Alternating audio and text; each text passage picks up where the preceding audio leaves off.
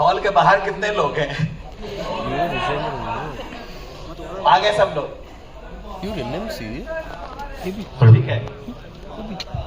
अभी मैडम ने एक विषय रखा है बेस्ट टीचर या पॉपुलर टीचर। तो आप बेस्ट टीचर में क्या गुण चाहते हैं? पॉपुलर टीचर में क्या गुण चाहते हैं? एक वर्ड में या 2 वर्ड में बोलिए, उसको एक्सप्लेन नहीं करना है किसी को, तो जल्दी जल्दी, ज्यादा समय हमसे ले। सर मैं हिंदी मीडियम से हूँ, तो जो एकदम जब सिलेबस पढ़ते हैं इंग्लिश में तो बहुत से टीचर बहुत स्लाइड खसका के वो जल्दी निकाल देते हैं टॉपिक्स कॉलेज में। आप उनसे क्या चाहते हैं? तो सर एक बायलिंगुअल लैंग्वेज में थोड़ा समझा सकें, टॉपिक की अंडरस्टैंडिंग हो सके।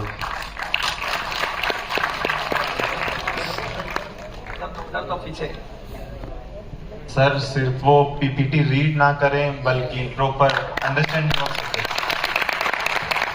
सर थ्योरी नॉलेज से ज्यादा मतलब प्रैक्टिकल स्किल्स पे भी ध्यान दिया जाए, सिर्फ थ्योरी पढ़ाते हैं सर। बोलो सर पीपीटी प्रेजेंटेशन से नहीं बल्कि पेन एंड जो हो गया उसको रिपीट नहीं करना है। अभी तक 3 ही हुआ है।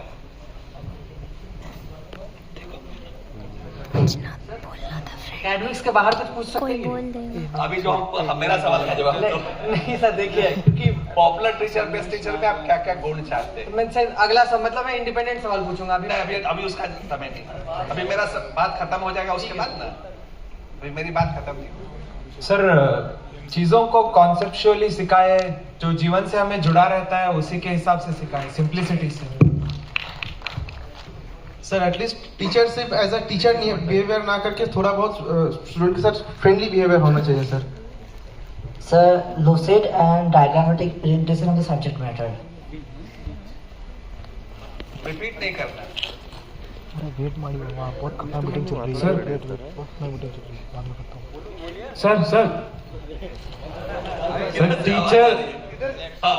सर टीचर ऐसा होना चाहिए कि लगे कि मुझे भी यही बनना है, इनके ऐसे बनना है। टीचर वही है जिसको सुनकर लगे कि हमको एनाटॉमिस्ट ही बनना है, फिजियोलॉजिस्ट ही बनना है, जो टॉपिक को पढ़ा रहा है हमें लगे कि हमें वही बनना है। और कुछ इसमें ऐड करना है? सर टीचर ऐसा होना चाहिए जो कि सिर्फ स्टेज में चढ़ के पीपीटी ना पढ़े, वो सर क्लास में घूम करके भी लेक्चर ले। हम लोगों ने पिछले 2 साल से सारे इंस्टीट्यूट से हम लोगों ने लेटर भेजा है, अब नहीं चाहिए जवाब, हो गया। उन्होंने किसी ने 10 टीचर के नाम भेज दिए, किसी ने अपने सारे टीचर के नाम भेज दिए इंस्टीट्यूट के डीन ने। हम लोग उसका प्रेजेंटेशन नहीं कराने वाले हैं। हमें ऐसा टीचर चाहिए जिसका लेक्चर सुन के आपको लगे कि नहीं हमें तो यही बनना है। और ये जो छात्र जो यहाँ इकट्ठे हैं पूरे देश भर के, हमारे पास केवल 1 साल का समय है, सप्ताह में केवल 1 लेक्चर होगा, मतलब हमें केवल 50 टीचर्स चाहिए। इसका मैं एक एग्जाम्पल बताता हूँ। ऐसे टीचर जो आपके स्टेट में कोई 1-2 हो, उनका नाम हमें चाहिए। मैं 90 में रांची में था, मैंने वहां के लड़कों से पूछा कि आप के यहाँ सबसे पॉपुलर टीचर कौन है? वहां उन्होंने सबने बोला कि डॉक्टर एसपी नारायण है, न्यूरो सर्जरी के हेड हैं। उनका क्लास अटेंड करने के लिए अक्रॉस ऑल क्लासेस सारे बच्चे आते हैं उनका क्लास सुनने के लिए। और वो डॉक्टर साहब शर्ट का बटन खुला रहता था, चेन स्मोकर थे, लेकिन उनका क्लास अटेंड करने के लिए क्लास से डबल संख्या रहती थी। और सबने कहा कि नहीं सबसे बढ़िया टीचर वही हैं। उनको फिर हमने लड़कों को बोला कि जाके उनसे पूछो कि वो अध्यक्ष बनेंगे इन्हें मौका। उन्होंने कहा हम बनेंगे। अध्यक्ष बनने के बाद पहली बैठक उनके घर पे हुई और उनके घर में ड्राइंग रूम में गीता के सारे भाष्य उपलब्ध थे। और बाद में वो डॉक्टर सतीश जी हैं उपलब्ध, बाद में 20 साल तक वो कल्याण आश्रम की वर्किंग के पैटर्न रहे। इतना बिजी न्यूरोसर्जन के बाद भी जब भी सूचना मिले उस काम छोड़ करके प्रवास में जाते थे। एनएमओ के राष्ट्रीय उपाध्यक्ष थे, अध्यक्ष भी थे। तो हमारे पास ये मौका है, हम अपने प्रांत से 1 या 2 टीचर जिसके बारे में आप जानते हो, जैसे मुझे पता है कि भागलपुर में एक डॉक्टर हेमशंकर शर्मा जी हैं, हमारे सीनियर थे, बहुत अच्छे टीचर हैं मेडिसिन के। उनका क्लास अटेंड करने के लिए स्टूडेंट लाइफ से ही सब लोग उनके पास जाते थे और अभी भी जाते हैं। ऐसे आपके स्टेट में कोई 1 या 2 टीचर हो, उनका नाम आपको भेजना है सीधे हमारे पास यूजी बोर्ड में, ठीक है? अब हम एक कॉलेज से हम नहीं मांगने जा रहे हैं। अब जैसा टीचर हमें चाहिए वैसा टीचर का नाम सीधे हमारे पास भेजेंगे। वैसे हम 50 टीचर सिलेक्ट करके उनका क्लास लेने वाले हैं। धन्यवाद। नमस्कार sir. Aruna ma'am, thank you आपके लिए। मैम, एक रिक्वेस्ट है आपसे कि मेडिकल और डेंटल दोनों संविधान पे ध्यान देनी चाहिए मैम। डेंटल बोर्ड का अलग आजकल कमीशन बना है, कल आया है सर, पार्लियामेंट में आ गया है एक्ट वो। Thank you sir, but sir उस पर ध्यान देना बहुत। कल नर्सिंग, मिडवाइफरी एंड डेंटल दोनों एक्ट कल आ गया 2023। Thank you sir. सर पूछो सर हाँ सर, ऐसा है कि 2019 में मिनिस्ट्री ऑफ एजुकेशन ने एक लेटर दिया था सारे हायर इंस्टीट्यूशंस को इनोवेशन सेल बनाने के लिए एकेडमिक इंस्टीट्यूशंस में। उसमें एम्स को भी, सारे एम्स को भी लेटर गया था, हमारे एम्स में भी आया था। उसके बेसिस पे हमारे यहाँ इनोवेशन सेल बना, ठीक है, उसका मैं फाउंडिंग मेंबर भी रहा। उसके साथ इनोवेशन में मैं आगे भी बढ़ा, चीज़ों को करा। पूरे करिकुलम में सर एनएमसी की भी करिकुलम आई। मैंने कहीं से मेडिकल एंटरप्रेन्योरशिप, मेडिकल इनोवेशन या उद्यम से संबंधित कोई भी आर्टिकल ना, कोई उसको लेके आइडिया, और एकदम सप्रेसिव माहौल है सर। इसके लिए कुछ भी हो सकता है क्या? आप सबको मालूम है कि अभिषेक हैं एम्स भुवनेश्वर के, ये इनका स्टार्टअप है। अभी उसका वैल्यूएशन 20 करोड़ है और इनको गवर्नमेंट से ऐड मिला है। स्टार्टअप के बारे में बाद में इनसे बात कर लीजिएगा, इसलिए इन्होंने ऐसा सवाल पूछा है। तो आपको अगर ऐसा आपके पास कोई भी इनोवेटिव आइडिया हो तो डॉक्टर अभिषेक को आप मेंटर बना सकते हैं। Next question. मैम, मेरा सवाल स्किल लैब के रिलेटेड है। हमारे कलबुर्गी में 4 मेडिकल कॉलेज है, स्किल लैब सिर्फ एक ही मेडिकल कॉलेज में। इम्प्लीमेंटेशन की आप किस कॉलेज के हैं? ESI medical college. ESI में मरीज की कमी नहीं है, बैठ जाए। अरे सुन लिया मैडम। तो मैम, उसको इम्प्लीमेंटेशन करने के लिए कुछ रेगुलेशन चाहिए। वो होगा। नमस्कार सर। ESI में बहुत मरीज है, सबसे अधिक पेशेंट कलबुर्गी में। एक ही लाइन में 4 कॉलेजेस हैं, उसमें ESI और गवर्नमेंट मेडिकल कॉलेज में मरीज है, बाकी 2 मेडिकल कॉलेज में मरीज बहुत कम है। नमस्कार सर। सर, इतने सारे मेडिकल कॉलेज बढ़ रहे हैं, इतनी सारी सीट्स बढ़ रही है और फैकल्टीज उतनी नहीं है। दूसरा सर कि इतने सारे डॉक्टर्स बाहर आएंगे तो सर उससे क्या ये मेडिकल का ये वैल्यू डाउन हो जाएगी? तो किस कॉलेज के हो? Sir Junagadh medical college, Junagadh, Gujarat. अभी बैठ जा, हो गया। बेसिकली अपने जो सिस्टम है मेडिकल कॉलेज में, अगर जिसके पास स्किल नहीं है वो जीवन में सफल नहीं है, आपके पास कितनी भी डिग्री हो। दूसरा, इसका जो हम जो बात करते हैं पूरे विश्व की, कामे दुक्तप्ता नाम प्राणी नाम मातृनाशनम, तो आप सॉफ्टवेयर टेक्नोलॉजी में नंबर 1 है वर्ल्ड में, और मेडिकल मैन पावर में आप नंबर 1 बनने जा रहे हैं पूरे वर्ल्ड में। इसका यही असर होने वाला है अगले 10 साल में। सर, पिछले कुछ दिनों से सर मेडिकल टीचर्स के अलग अलग ऑर्गेनाइजेशंस का देश भर में सर नॉन मेडिकल टीचर्स के मेडिकल कॉलेज में रिक्रूटमेंट के खिलाफ में प्रोटेस्ट चल रहा है सर। तो ये कितना जायज है और एनएमसी का क्या इस पे स्टैंड है सर? क्योंकि पीजी की सीट्स बढ़ रही है तो हमारे पास already sir medical teachers available होंगे सर। सही बात है। हमें अभी लग रहा है कि जो पिछले 10 दिनों में अनुभव आया है, डॉक्टर अभिनव यहीं पे हैं, ये उसके प्रेसिडेंट है, तो अपना जो अनुभव आया है कि पूरी जो फर्टर्निटी है वो सेल्फ सेंटर्ड है, उसको कोई समझ में नहीं आ रही है बात। जो नए एमडी स्टूडेंट, कम से कम 5000 से ज्यादा स्टूडेंट हैं जो एमडी कर रहे हैं उस सब्जेक्ट में और एसआरशिप कर रहे हैं, उसकी फैकल्टी है, किसी को कोई चिंता नहीं है। हम लोग आपकी लड़ाई लड़ रहे हैं पिछले 3 सालों से।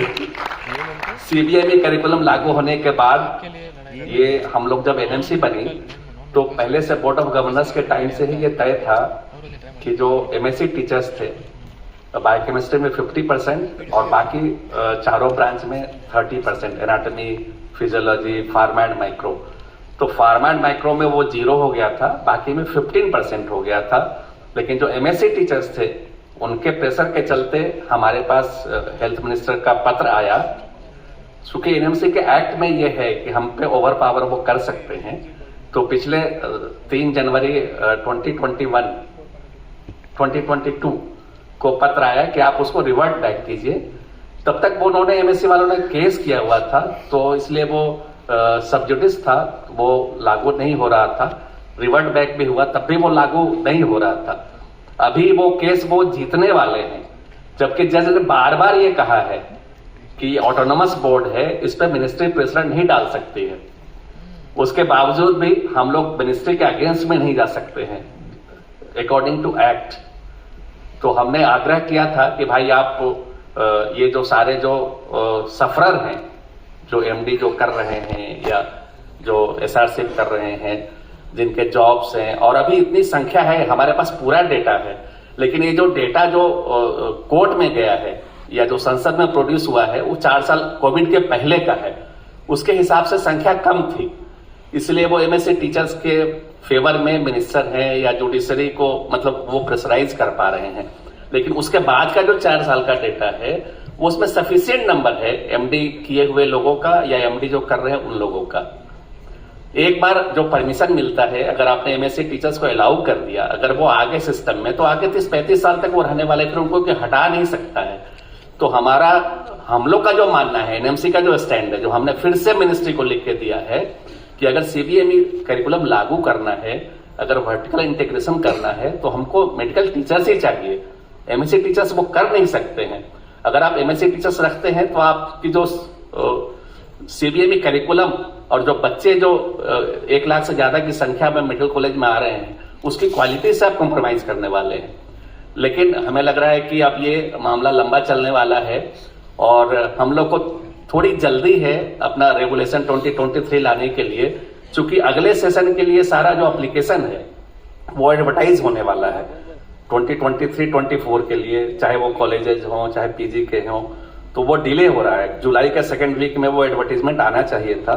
तो हम लोग के पास प्रेशर है कि विद इन 1 वीक हमको उसको लागू करना है। नहीं करेंगे तो एडवर्टीजमेंट आ जाएगा, तब वो फिर बैक डेट से जो हम लोगों ने 2 साल 2.5 साल से जो मेहनत की है नए रेगुलेशन के लिए, नए रेगुलेशन में बहुत सारे चेंजेज आए हैं, मैडम ने कुछ बातें बताई हैं। उसके हिसाब से अभी जो एक्ट बना था उसमें जो पावर थे कुछ एक बोर्ड में सेंट्रलाइज थे, वो थोड़ा डिस्ट्रीब्यूट हो रहा है। डिसीजंस भी वो सारा थोड़ा डेमोक्रेटिक होगा कि सारे लोग मिल करके ले पाएंगे। अभी तक था कि वो सेंट्रलाइज होने के चलते वो मार्ग के अंदर में था वो, तो हम लोग कुछ कर नहीं पा रहे थे। तो हम लोग चाह रहे हैं कि नए रेगुलेशन के बाद, और उसमें एक और चेंज आया है कि अब 200 और 250 का कॉलेज नहीं होगा, 50, 100 और 150 के ही कॉलेज होंगे। और भी ढेर सारी बातें और भी ढेर सारे चेंजेस हैं। तो ये 2023 का रेगुलेशन आने के बाद हम लोग चाह रहे हैं कि वो एडवर्टीजमेंट आए। उसके चलते हम लोग अगले हफ्ते में वो जो एमएसआर है या उससे रिलेटेड जितने भी हैं वो सारे सब रेगुलेशंस आ जाएंगे और फिर वो एप्लीकेशन आएगा। बाद में जो ये लड़ाई है एमएससी वर्सेस मेडिकल्स की वो चलती रहेगी। लेकिन मेरा एक आग्रह है कि जैसे वो वर्टिकल्स हमने सर्जरी के वर्टिकल्स, कम्युनिटी मेडिसिन के जो कार्यकर्ता उपलब्ध हैं, वैसे ही ये जो 5 डिपार्टमेंट है, 1st फेज 2nd फेज, अब non clinical para clinical terminology हमने हटा दी है। अब सारे सब्जेक्ट क्लिनिकल हैं, 1st phase 2nd phase 3rd phase ऐसा नोमेनक्लेचर है। तो अभी सारे सब्जेक्ट के वर्टिकल्स आपको शुरू करने होंगे। तो इसलिए यहाँ के जो कार्यकर्ता हैं, जो लीडर्स हैं, उनसे आग्रह है कि सारे देश में उस सब्जेक्ट के वर्टिकल्स हो, वर्टिकल को लंबी लड़ाई लड़नी होगी। और हम लोग के पास मतलब एक्ट के चलते हम लोग प्रेशर में हैं कि हमको हेल्थ मिनिस्टर की बात माननी है और फिर से उसको रिवर्ट बैक हम लोग करने जा रहे हैं। नमस्कार सर। अच्छा, अब जो पहले जो था कि 5 साल में जो ROR या COR कंटिन्यूस ऑफ रिकॉग्निशन लेना था, अब से ये जो बड़ा परिवर्तन आ रहा है कि अब से हर साल जो एडमिशन होगा वो बैच रिकॉग्नाइज्ड होगा। तो एडमिशन जो LOP कहलाता है या रिन्यूअल कहलाता है, वो अब रिन्यूअल नहीं कहलाएगा, वो बैच रिकॉग्नाइज्ड एडमिशन होगा, हर 5 साल में नहीं लेना है। और जो सारा AI की जो बात हम लोग कर रहे हैं 2-3 सत्रों से, तो सारा AI अब यूटिलाइज होने वाला है, चाहे वो एवास अटेंडेंस जो मैडम ने बताया, चाहे वो HIMS हो, चाहे वो कैमराज 25 कैमरा लगे हों, तो सारा डेटा हमारे पास ऑनलाइन रोज का है। नमस्कार सर। सर मैं गवर्नमेंट मेडिकल कॉलेज छिंदवाड़ा से हूँ। सर जैसे कि जो नए कॉलेजेस खुले थे सर, उनमें क्या था कि डिस्ट्रिक्ट हॉस्पिटल से ऐड कर दिया गया था हॉस्पिटल्स के लिए।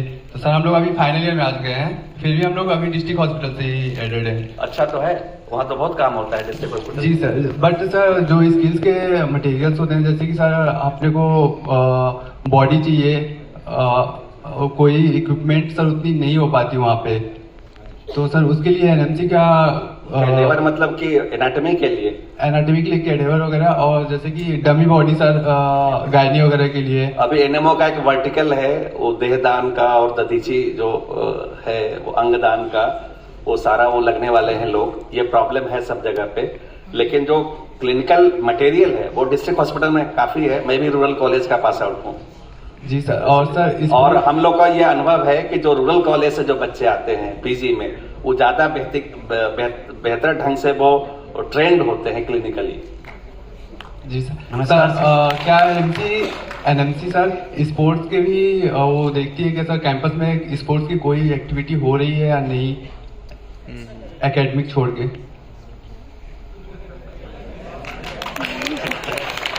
सर एनएमसी गाइडलाइन में जैसे माइक लो भाई, तीसरा क्वेश्चन कर रहा है वो तीसरा क्वेश्चन कर रहा है। हम लोगों ने योग को रखा है, बाकी जो आपका जो एनुअल स्पोर्ट्स है या एनुअल एक्टिविटी है वो तो कॉलेज को करना है ना, वो तो आप अपने प्रिंसिपल को आप कह सकते हैं। और दूसरा कि जो करिकुलम कमेटी है कॉलेज की, करिकुलम कमेटी में एक स्टूडेंट मेंबर होता है, उसकी क्वार्टरली मीटिंग होती है। वो आपके कॉलेज में होती है कि नहीं होती है, आपको इंश्योर करना है, क्योंकि हमें पता है कि बहुत सारे कॉलेजों में वो होती नहीं है, और उसमें एक स्टूडेंट मेंबर को रखना है। और बाकी रही स्पोर्ट्स की बात, तो जो एनुअल एक्टिविटी है आपके कॉलेज की, जो आपका हमें लग रहा है छिंदवाड़ा 4 साल हुआ, कितना साल हुआ है, तो एनुअल स्पोर्ट्स या एनुअल वो होता नहीं है, तो आपके प्रिंसिपल को नहीं पता होगा फिर तो आप लोग को बात करनी चाहिए अपने प्रिंसिपल से।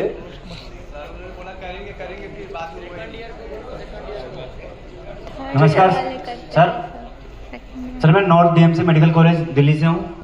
हमारे कॉलेज में सर प्रॉपर जो भी क्लासेस होती हैं उनकी प्रेजेंटेशन के लिए पीपीटी जो पोस्ट वो है प्रोजेक्टर वो सब खराब है, मतलब उसमें कोई फैसिलिटी नहीं है सर। एनएमसी जब आती है, एनएमसी जब कोई आता है तो वो समय दिखा के उनको वापस भेज देते हैं, उसमें कोई इम्प्लीमेंट नहीं हो पा रहा है सर। दिल्ली के कॉलेज में नहीं हो पा रही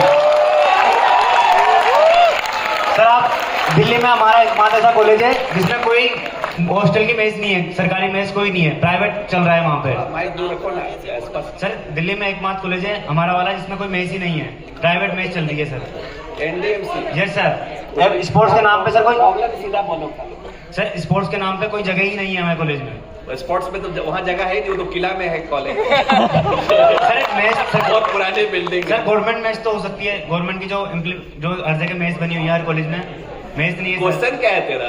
सर फैसिलिटीज कुछ भी नहीं सर, क्लासेस चल रही हैं सर, रोज क्लास में सर टीचर आता है, वो अपने हिसाब से चला जाता है। अगर कुछ बोलते हैं तो वो कहते हैं कि एमसीडी से आएगा। समझ में आया सर, जो भी हम कंप्लेन करते हैं तो वो कहते हैं एमसीडी से आएगा फिर देखेंगे, ना कोई मतलब कोई ध्यान नहीं दिया जा रहा है सर। बोल देते हैं कि एमसीडी से तो कंप्लेन भेजो अपना। ठीक सर। president.ugmb@. सर इनका क्वेश्चन है सर इनका क्वेश्चन है एनएमसी की मॉनिटरिंग पे। एनएमसी की कैसी मॉनिटरिंग है इनका, ये वो इन शब्दों को दे नहीं पा रहे हैं। एनएमसी की मॉनिटरिंग? जी सर। सर पिछले 3-4 साल में कोई मॉनिटरिंग से कोई फर्क पड़ा नहीं है सर। एनएमसी का कोई पुलिस वाला एक्टिविटी नहीं है। हम लोग रेगुलेशन दे सकते हैं, उसको इम्प्लीमेंट तुम्हारा डीएम ही कराएगा। हम रेगुलेशंस बना सकते हैं, रूल बना सकते हैं, लेकिन हमारे पास कोई पनिशमेंट का कोई अभी तक क्लॉज था नहीं एमसीआई के टाइम से।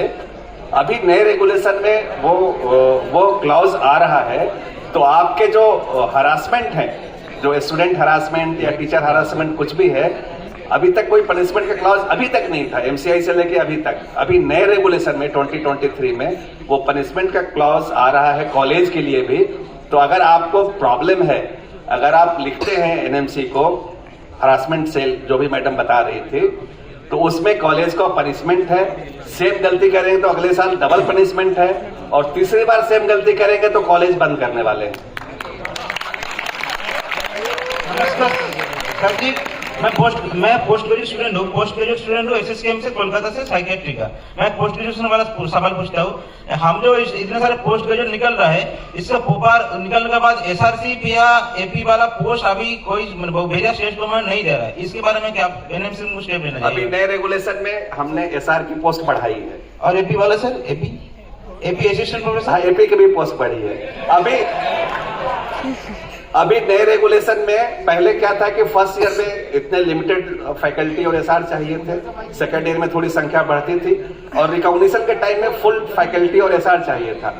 नए रेगुलेशन में डे 1 से, LOP के समय से जितने टीचर्स और SR चाहिए वो डे 1 से चाहिए, नहीं तो कॉलेज नहीं खुलेगा, उसको परमिशन नहीं मिलेगा। ठीक है सर, डे 1 से उस कॉलेज को LOP लेनी है। डे 1 से अगर 50 सीट का है तो जितने फैकल्टी चाहिए उतने फैकल्टी उसमें रहना चाहिए। 100 सीट का है तो जितनी फैकल्टी उसमें रिक्वायरमेंट है MSR में उतनी चाहिए, उतने SR चाहिए। वैसे ही 150 का है तो पूरा चाहिए, तभी वो कॉलेज को LOP मिलेगा। नमस्कार सर, मेरे 2 क्वेश्चन है। जैसे कि MBBS ज्यादा है, हम देख नहीं पा रहे हैं ये वाला। MBBS से हमने मिनिमम एज वाला क्राइटेरिया हटाया है, जैसे कि जो मैक्सिमम एज हटाया है, मिनिमम नहीं हटाया है। हाँ, मैक्सिमम एज हटाया है। क्या आगे जैसे सीनियर रेजिडेंसी है, फैकल्टी का, इसमें भी नहीं, उसका नहीं हटेगा, अभी तक तो नहीं है वैसा कोई प्रपोजल। जानबूझ करके अपर लिमिट हटाया है कि कोई लोग अपने एक जॉब से रिटायरमेंट के बाद 60 साल में भी किसी को लगे कि नहीं हमको डॉक्टर बनना है तो वो बन सकता है। पीजी कैसे करेगा? पीजी में तो है। डूंगरपुर मेडिकल कॉलेज में फॉरेंसिक में फैकल्टी हूँ। सर मैंने जैसे MBBS बीकानेर से की थी, मैं डूंगरपुर में हूँ। और सर जितने भी मेरे कांटेक्ट है राजस्थान में, सर ये क्लिनिकल मेडिसिन या क्लिनिकल सब्जेक्ट में हॉस्पिटल में जो डॉक्टर्स है वो बहुत कम टीचर्स है जो पढ़ाते हैं, और ज्यादातर कुछ सब्जेक्ट में जिसमें रेजिडेंट डॉक्टर्स है वो भले कुछ पढ़ाते हैं, तो बच्चों को क्लिनिकल लॉस ज्यादा होता है। क्लिनिकल सब्जेक्ट में पढ़ाई नहीं होती सर। नहीं, समझ में नहीं आया सर। क्लिनिकल सब्जेक्ट में हॉस्पिटल में पोस्टिंग के टाइम में बहुत कम पीजी में नहीं सर, यूजी में क्लासेस नहीं होते सर। क्लिनिकल पोस्टिंग में हॉस्पिटल में क्लिनिकल टीचिंग बहुत कम होती है। नहीं सर, ये जो 9 से 12 या फिर 10 से 1 जो भी हॉस्पिटल में पोस्टिंग होती है, second year, third year, second final सब में आप कंप्लेंट डालिए। हाँ सर, सारे कॉलेजों में यही है। राजस्थान आप कंप्लेंट डालिए ना, हर्बल का नहीं होगा, आप कंप्लेंट डालिए। नमस्कार सर, मैं ये पूछना चाहता हूँ, जैसे हमारे सब्जेक्टिव एग्जाम और ऑब्जेक्टिव एग्जाम्स होते हैं, हम first prof, second prof, third prof में तो सब्जेक्टिव एग्जाम्स देंगे, बट NMC के न्यू करिकुलम या जो नेक्स्ट इंप्लीमेंट हो रहा है उसमें all over India objective exams होंगे जो कि पास फेल का भी क्राइटेरिया डिसाइड करेंगे। बट सर ये सडन चेंज जो थर्ड प्रॉफ से फोर्थ प्रॉफ में आएगा कि थर्ड प्रॉफ में बच्चे सब्जेक्टिव दे रहे थे और फोर्थ प्रॉफ में उन्हें ऑब्जेक्टिव ही देना पड़ेगा। किस बैच के हैं आप? सर मैं तो 18 बैच का हूँ, मैं इंटर्न हूँ। बट तुम छोड़ दो, तो प्रश्न मत पूछो। सर नमस्कार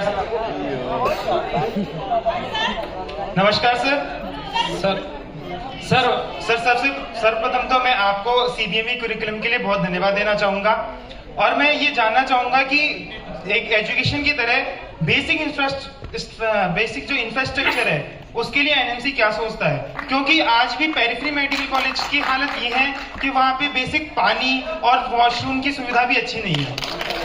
ये जो स्टूडेंट हरासमेंट है, ये उसका अलग से पोर्टल आने वाला है। ये स्टूडेंट हरासमेंट में इंक्लूडेड है कि अगर हॉस्टल में वॉशरूम ठीक नहीं है, कैंटीन ठीक नहीं है और आपके क्लासेस ठीक नहीं है, पता चला कि सेंट्रल एयर कंडीशनर बना दिया, AC खराब है और पूरा बंद कमरा है, उसमें फैन भी नहीं है।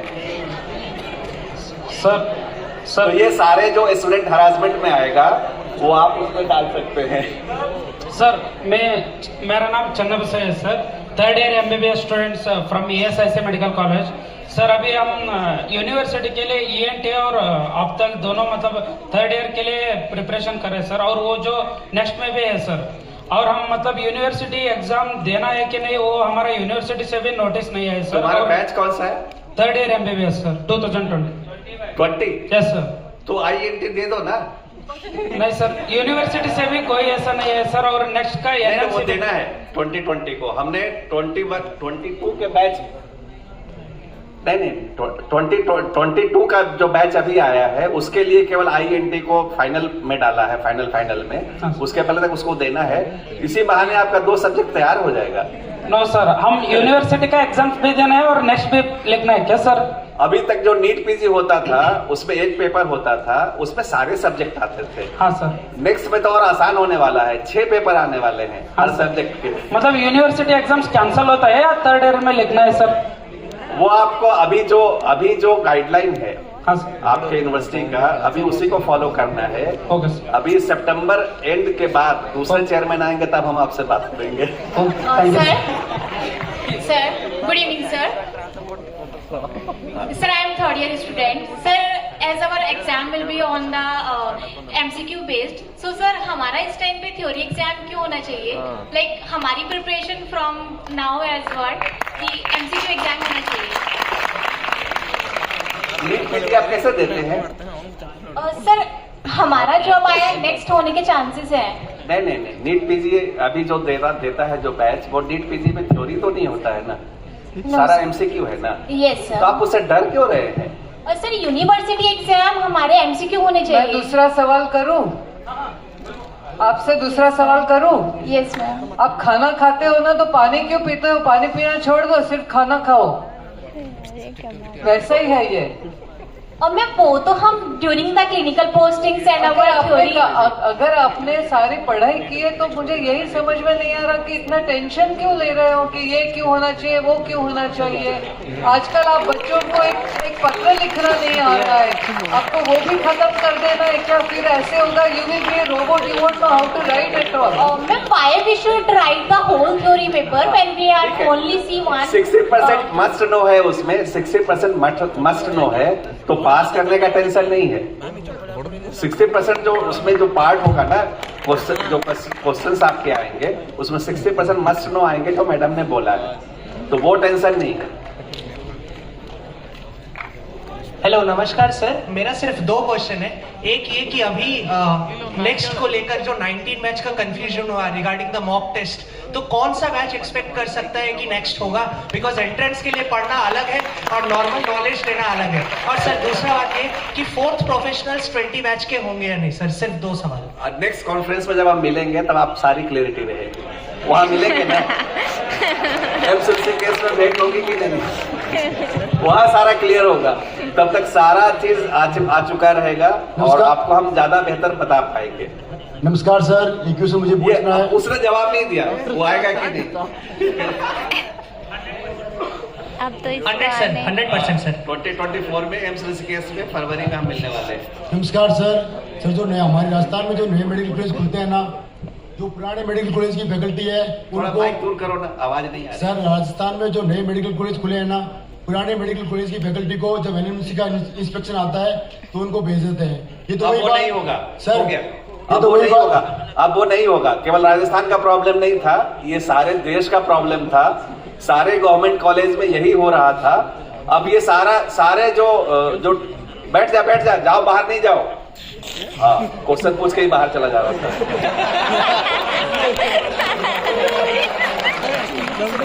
ये केवल राजस्थान का प्रॉब्लम नहीं था, पूरे देश का प्रॉब्लम था। प्राइवेट कॉलेज में पोस्ट फैकल्टी थी, वो केवल NMC के इंस्पेक्शन में आती थी और बाकी दिन नहीं आती थी। और गवर्नमेंट कॉलेज में ट्रांसफर हो जाता था, रातों रात वो सब वहां चले जाते थे। अब अभी हमारे पास सारे टीचर्स के Aadhaar based attendance day to day के हैं। हमारे कंप्यूटर में, हमारे ऑफिस में हम किसी भी दिन किसी भी कॉलेज की सारी फैकल्टी का अटेंडेंस बता सकते हैं कि किस डिपार्टमेंट में कितने टीचर कब आए हैं। और अब ये रातों रात ट्रांसफर का मामला अब बंद हो गया है इस साल। आप लोगों ने दो महीना पहले न्यूज में देखा होगा कि जो पुराने कॉलेज थे, Stanley medical college, Bangalore medical college, Guwahati college, ये सारे को हम लोगों ने नोटिस भेज दिया था, इंक्लूडिंग लेडी हार्डिंग। तो ये सारे जो बड़े कॉलेज थे, पुराने कॉलेज थे, सबको नोटिस गया था केवल इसी के लिए कि उनके आधार बेस्ड अटेंडेंस नहीं थे। और इस बार सारे कॉलेज को फिर से सब लोग एवास पे आ गए हैं। एवास देखने के बाद ही उनको रिकॉग्निशन मिला है। तो अब ये नहीं होने वाला है कि आपने ट्रांसफर कर दिया तो वो उस कॉलेज में रजिस्टर्ड ही नहीं होंगे, हमारे यहाँ रजिस्टर्ड होंगे नहीं। अगर एक सेशन में उन्होंने एनएमसी के असेसमेंट में किसी एक कॉलेज में उनका अगर इनरोलमेंट हुआ है तो उसी सेशन में वो दूसरे कॉलेज में जा नहीं सकते हैं। और हमने अब हेड काउंट छोड़ दिया है, क्योंकि हमारे पास रोज का अटेंडेंस है, तो नए रेगुलेशन में अब हेड काउंट नहीं होने वाला है। जो पहले जो सारे फैकल्टी को होता था कि छुट्टी नहीं मिलेगी, एनएमसी का असेसमेंट होना है, कोई वेकेशन नहीं, कोई छुट्टी नहीं, सबको यहीं रहना है, वह ये टॉर्चर अब बंद होने वाला है। ये टॉर्चर अब नहीं होगा ना, हेड काउंट होगा। ये उनके लिए कितने प्रॉब्लम की बात है, कितने सीनियर टीचर्स हैं, आप उसको हेड काउंट कर रहे हैं। हमारे पास आपके सारे अटेंडेंस रोज के हैं सर, तो एक दिन के अटेंडेंस पे अब कोई डिसीजन नहीं होने वाला है सर। ये बहुत ही सबसे मतलब कितना समय और है ये सर? ये सबसे मतलब सबसे इम्पोर्टेंट और सबसे बड़ा स्टेप है ये, जो बायो ये अपने हाँ, ये प्रेस्टीज की बात है, प्रेस्टीज की बात है। इस सारे आप सीनियर फैकल्टी को आप छुट्टी नहीं दे करके रोक कर रखे हुए हैं 3-3 महीने। सर बायोमेट्रिक का से जो हमारे एक आप रोक सकते हैं कभी भी, जब आपको लगे कि समय खत्म हो गया। सर लास्ट सर एक बात कहते हुए इसको समापन कर लीजिएगा भाई। एक तो सर ये जो फैकल्टी का जो अपने हाँ फैकल्टी का जो अपने ये एक साथ में बायोमेट्रिक का जो किया है, इससे हमें बहुत अच्छा लगा है। मैं पाली में फैकल्टी हूँ, एनेस्थेसिया डिपार्टमेंट में प्रोफेसर हूँ सर। तो और एक जो वन टाइम जो कर दिया था इंस्पेक्शन का, एक दिन बायोमेट्रिक सबकी एक जगह देखी जाती है, एक के बीच में वन टाइम का किया था कि एक साथ में सबकी बायोमेट्रिक चेक की जाए, वो हमें अच्छी लगी सर। एक स्टूडेंट्स की भी ये बायोमेट्रिक शुरू हो जाए ना, तो ये स्टूडेंट के भी बायोमेट्रिक हो रही है। अब क्लास आप छोड़ के भाग नहीं सकते सर। मैं आगे और कह रहा हूँ सर, एक जो कॉम्पिटेंसी बेस्ड जो पढ़ाने की स्टाइल भी है, वो भी बहुत अच्छी है कि एग्जाम एक क्लास के एंड में बच्चे को कम से कम ये चीज तो आ जानी चाहिए। ये चीजें भी, ये भी बहुत हमको अच्छा लगा है। एक चरक शपथ का जो हमें एनोमो की एक्टिविटी बना के हो गया सर मेरा। चरक शपथ को हम अलग से एक एनएमओ की एक्टिविटी बना के चरक शपथ का प्रोग्राम करवाते थे, पर जब ये क्यूरिकुलम में डाल दिया तो ये हमारे लिए बहुत सहज हो गया कि सब लोग चरक शपथ लेते हैं। बस एक और कुछ सर, कई कॉलेजेस में फैकल्टी मना करते कि हम नहीं देंगे, तो इसीलिए मैंने विद्यार्थियों को अनुरोध किया कि आप बोलिए कि हमें चरक शपथ ही लेना है, हमें हिपोक्रेटिस ओथ नहीं चाहिए, ये आपको बोलना पड़ेगा। अपने पास 5 मिनट का समय और मिला है। इतने जो अब सर ये जो एनएमसी के जो ये तो हमें बहुत अच्छा लगा सर। अब जो 100 जो है, इसमें एक रेंज जो स्टूडेंट्स की वाइड रेंज आ रही है सर, जिसमें 109 मार्क वाला भी एलिजिबल हो रहा है और 700 वाला भी वही उसी क्लास में बैठ रहा है। उसमें कैसे सामंजस्य बिठाएं, इसमें थोड़ा हाँ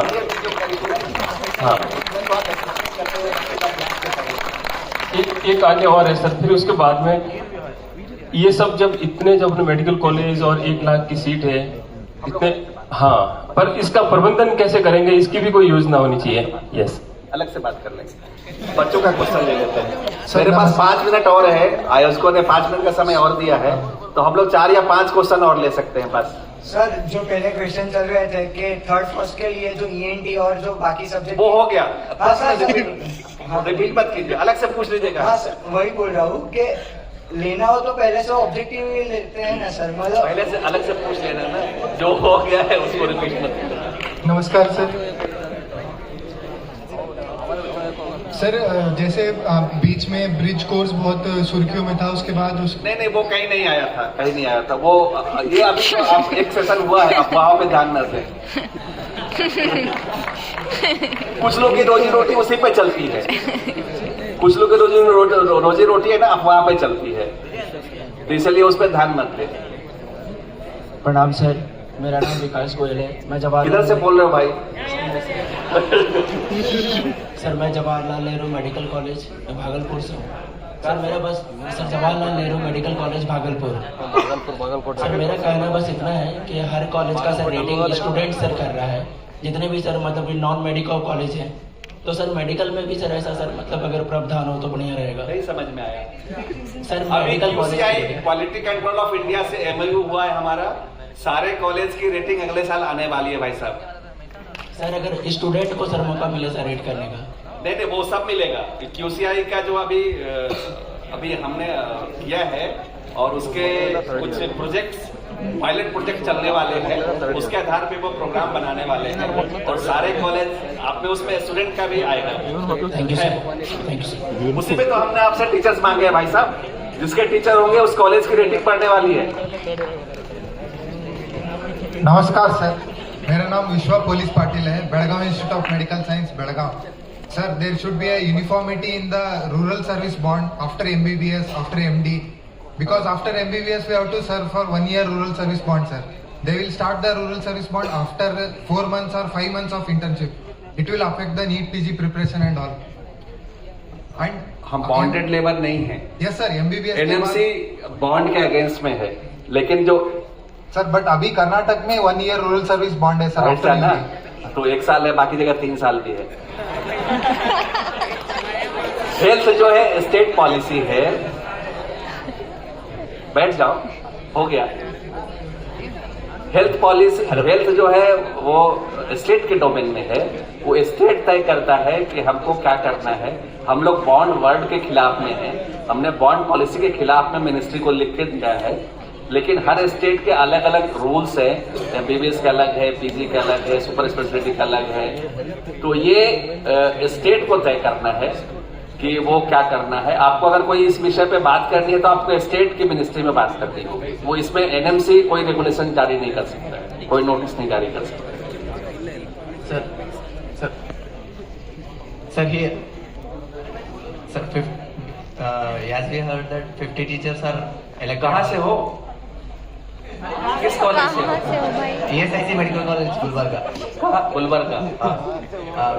Top 50 teachers are elected all over the country. As you नहीं सुनाई पड़ा, नहीं समझ में। Top 50 teachers are elected all over the India, as you mentioned. You give the best teacher from your college, okay? आप केवल अपने कॉलेज नहीं, The question अपने is- स्टेट से आप An खोज entire करके state. अपने दोस्तों से बात करके दूसरे अपने कॉलेज में जरूरी नहीं है कि वैसे टीचर जो हम चाह रहे हो। Ma'am, question is not regarding that, but 50 the teachers are elected all over the country, but we need from teachers is like MCQ based education, as Marrow and Unacademy are providing education, MCQ based education.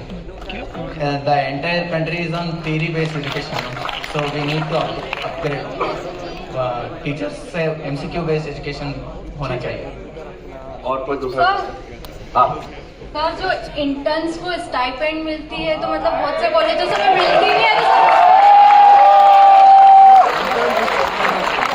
किस state के हो? Sir MP। कितना है stipend? Sir 12 बोलते हैं पर देते कुछ नहीं है सर। प्राइवेट कॉलेज है? Private sir. प्राइवेट कॉलेज है? Yes sir. LM? Sir private हो या गवर्नमेंट हो कहीं पर भी नहीं मिल रही है। गवर्नमेंट में भी नहीं मिलता है? नहीं मिल रहा है सर। MP में गवर्नमेंट कॉलेज में इंटर्नशिप में स्टाइपेंड नहीं मिलता है? सर काट लेते हैं, कुछ तो देते ही नहीं है सर। ये जो सैलरी है, स्टाइपेंड है, हेल्थ का जो है वो स्टेट इशू है। उस पे हमने केवल ये रेगुलेशन दिया है कि कोई भी जो इंटर्नशिप कर रहा है तो स्टेट मेडिकल कॉलेज में जो स्टाइपेंड आप दे रहे हैं वही सारे लोगों को देना है। वो FMG के रिलेटेड वो रेगुलेशन था, नोटिस था। तो हमने सारे स्टेट को एडवाइजरी जारी की है कि आप स्टेट मेडिकल कॉलेज में स्टेट मेडिकल काउंसिल से जो अलॉटमेंट होता है FMG का, हर कॉलेज में 7.5% वो ले सकते हैं एक्स्ट्रा FMG को, तो उनको भी ये स्टाइपेंड देना है और सेम देना है जो गवर्नमेंट कॉलेजेस में मिलता है। तो अगर आपका स्टाइपेंड MP में नहीं मिलता है तो आपके मिनिस्टर तो अवेलेबल है, कभी भी आप उनसे जाके बात कर सकते हैं। ठीक है, thank you sir. Good evening sir, my name is Deepak Bansal. Last question मान ले इसको अभिनंदन। हाँ my name is Deepak Bansal from grant government medical college Mumbai. Sir मैंने ऑल इंडिया कोटा से एडमिशन लिया है, तो सर मेरी फीस 1,55,000 है और वही बच्चा सेम स्टेट कोटा से एडमिशन लेता है, उसकी 52,000 फीस है। तो सर ये रीजनलिज्म क्यों है? नहीं समझ में आया। सर मैं ऑल इंडिया कोटा का स्टूडेंट हूँ, तो सर मैंने ग्रांट गवर्नमेंट मेडिकल कॉलेज में एडमिशन लिया था, तो मेरी फीस 1,55,000 है। ऑन द अदर हैंड वही स्टेट कोटा का बच्चा सेम कॉलेज में सेम बैच में पढ़ रहा है, उसकी फीस 50,000 है और सेम कैटेगरी। हाँ sir, same student same category same batch same college, government college. हाँ सर, ये सारा स्टेट पॉलिसी है, स्टेट पॉलिसी है। जैसे दिल्ली में जो सफदरजंग कॉलेज है उसकी फी है 1,20,000। सर मैं ठीक हूँ ना नागर जी? सर वो सब्सिट्यूट और नॉन सब्सिडाइज सीट की है सर, लेकिन ऑल इंडिया से 1,20,000 फी है। IGMS पटना में भी 1,05,000 सीट है। लेकिन सर वो सफदरजंग में है ना, वो नॉन सब्सिडाइज और सब्सिडाइज की बेसिस पे, बट वहाँ ऑल इंडिया और स्टेट में ऐसा नहीं है। I am from Delhi. वो फी मैं फिर से बोल रहा हूँ कि हेल्थ स्टेट पॉलिसी है, वहाँ की DME डिसाइड करती है। हर स्टेट की जो फी जो कमेटी है वो हर स्टेट की अलग अलग होती है, वो डिसाइड करती है प्राइवेट कॉलेजेस की फी। और हमने एक उसमें नोटिस रेगुलेशन दिया है कि प्राइवेट कॉलेज की भी जो 50% सीट है वो गवर्नमेंट रेट पे अवेलेबल होने चाहिए, गवर्नमेंट चार्जेस पे, ये दिया है।